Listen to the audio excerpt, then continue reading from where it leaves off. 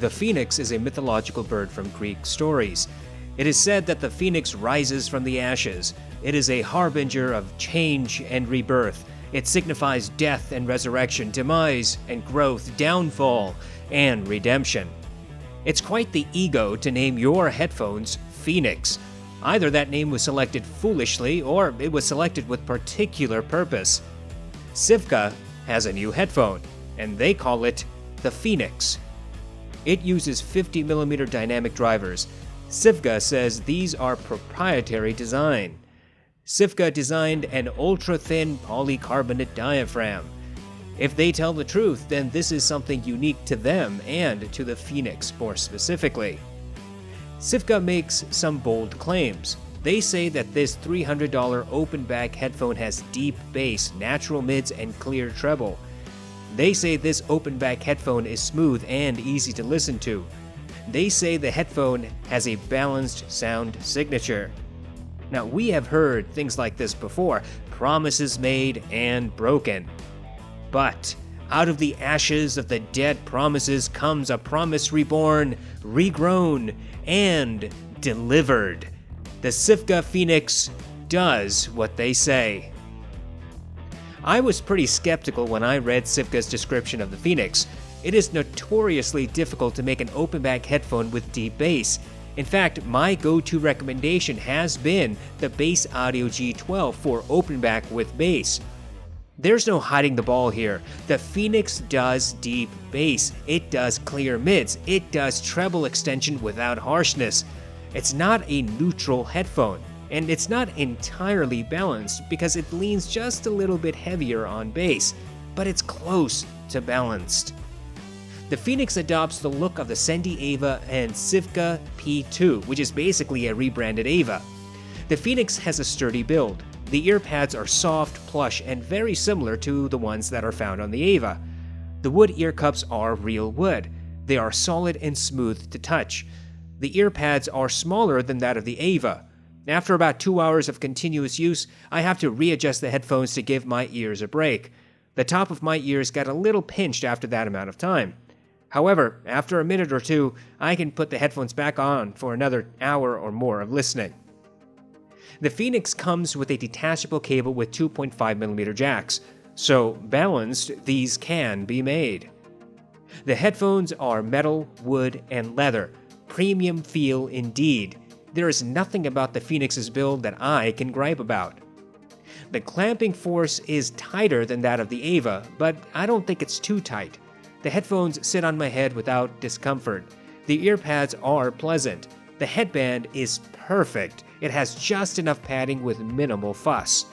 The headphones are not particularly light, but they do not feel heavy. The headphones come with a really nice hardshell case that is made of either real or really good-looking fake leather. Top-notch build and presentation is to be found here.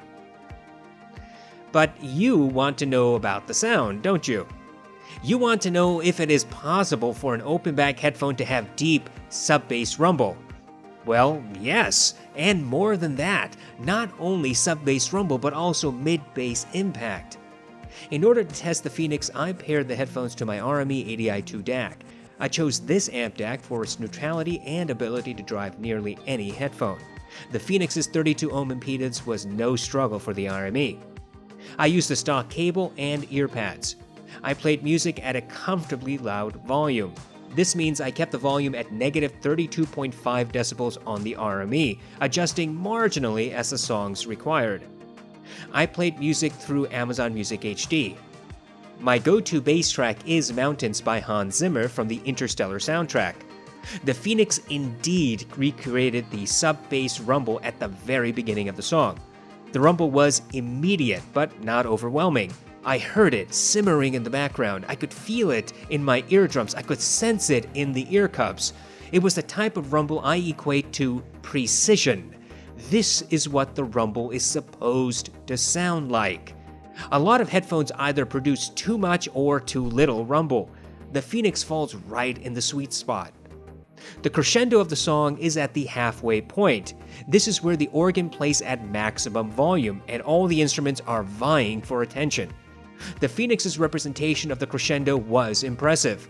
The organ was clearly heard, its timbre easily audible above the mix, but not overpowering it. There was a sub-bass rumble that sounded like rolling thunder. I heard the other instruments which melded slightly, but still were audible.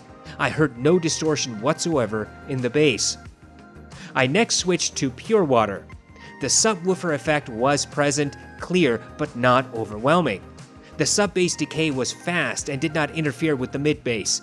The bass hits were also fairly fast, especially for a dynamic driver. The vocals were clear and undistorted. The bass did not meld with the mids. Instead, the mids sounded at least one step ahead of the mix. There was sparkle in the vocals as well. This is a type of sparkle that is usually present in hip-hop songs. I next listened to Bim Bam Smash from the Bourne Supremacy soundtrack. This song has both sub-bass and mid-bass impact and rumble. There's a lot going on in the bass region. The Phoenix kept pace, recreating the subwoofer effect, yet the drums were also easily audible. The sub-bass rumble was fast. The impact of big barrel drums was heard, felt, and rather quick. At around 2 minutes and 15 seconds into the song, the big barrel drums slam one note at a time, causing reverberation. That reverberation carried through on the Phoenix. Its decay did not meld with the other instruments and did not cause distortion. I then listened for mids. In I Want You Back by Haim, I was truly impressed. The vocals were neutral, natural, clear, precise. The primary vocalist sounded dead center. Her voice has a bit of sibilance and some sharpness. The Phoenix recreated that energy without getting sibilant. The two backup vocalists also sounded clear. They have different tonalities, which did present themselves on the Phoenix. It was rather apparent that one backup vocalist was singing into my right ear, while the other one, with her own different tonality, sang in my left ear. When all the instruments and vocalists are playing at once, the two backup vocalists tend to meld slightly. I can still hear their separate tonalities if I pay close attention. To be frank, the only headphones that present the different tonalities all the time are the Focal Clear and Sennheiser HD800S. I'm not surprised that the Phoenix could not reach those levels of separation. The drums had impact without becoming boomy.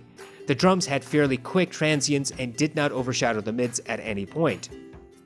I next listened to Superposition by Young the Giant. The beginning of the song has a banjo-type instrument and drums. Both had separate tonalities, clearly not melding. The male vocalist was clear and undistorted. He was dead center. His voice was smooth. One of the things I noticed immediately is the sub-bass rumble that is recorded in the song. It is from the bass guitar.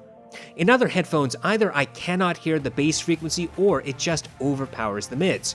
But that's not the case with the Phoenix. Not only is the bass guitar's timbre present, but it is also clear and does not interact with the mids. I next listened to Orla Gartland's song Why Am I Like This? Orla has a tendency to be very sibilant. The Phoenix provided that sharpness in her voice, but did not get harsh. Orla also has a bit of grain in her tonality.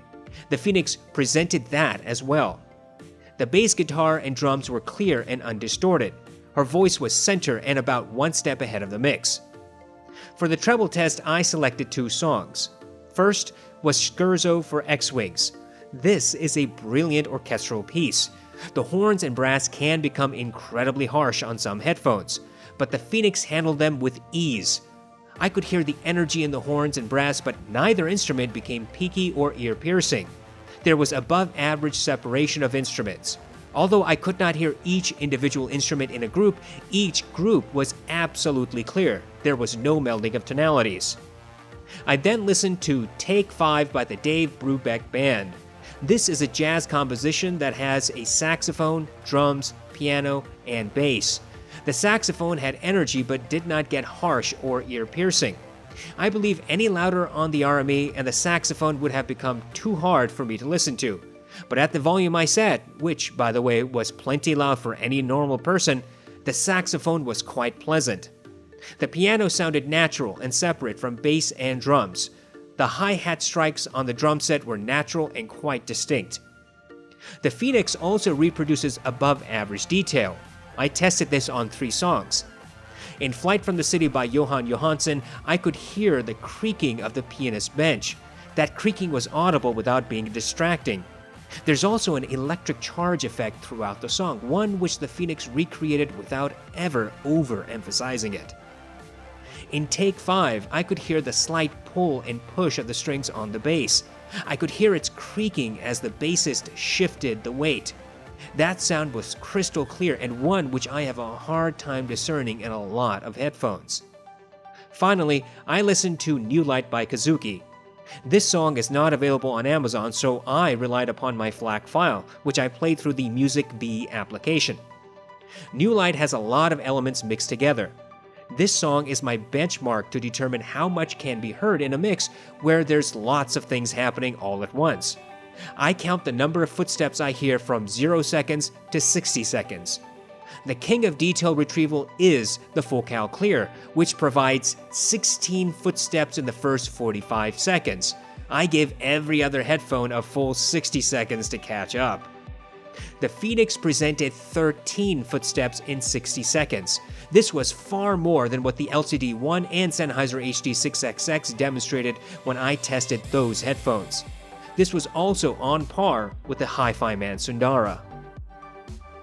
Being an open-back headphone, you would expect the Phoenix to have a large soundstage.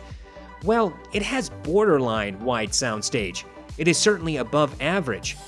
The bass emphasis, however, makes the headphones sound slightly less wide than they actually are. When I listen to songs that do not have bass at all, such as 1,000 Years by the Piano Guys, I heard large soundstage. When I listened to Flight from the City, which does have some bass elements, the soundstage was a little narrower. You must keep in mind that the original recording methodology largely dictates soundstage. Consequently, the differences in soundstage between the two songs could be explained by the recording techniques. Nevertheless, I can say confidently that the Phoenix has above average soundstage, and I never found it lacking.